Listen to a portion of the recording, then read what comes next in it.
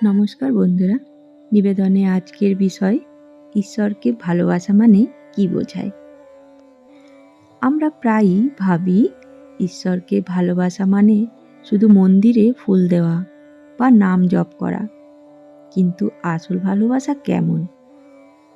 এখানে ঠাকুর শ্রী রামকৃষ্ণ এক জায়গায় বলেছিলেন, যে যেমন করে ডাকে ঈশ্বর তেমন রূপেই সাড়া দেন। ভালোবাসা মানে নিরন্তর টান, ভক্তির আকুলতা। একটি শিশু যেমন মায়ের জন্য কাঁদে, তেমনি যখন মানুষ ঈশ্বরের জন্য কাঁদে তখন ভগবান কাছে চলে আসে।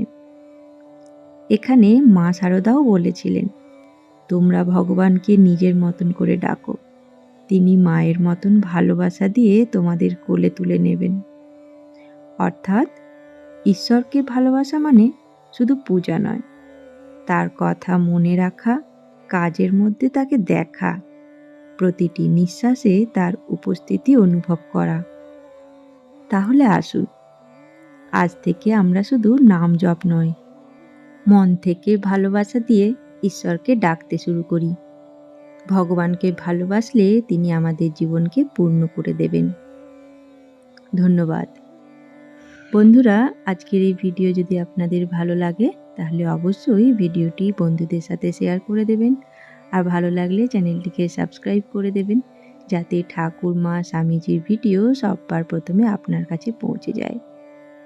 ধন্যবাদ। জয় ঠাকুর, জয় মা।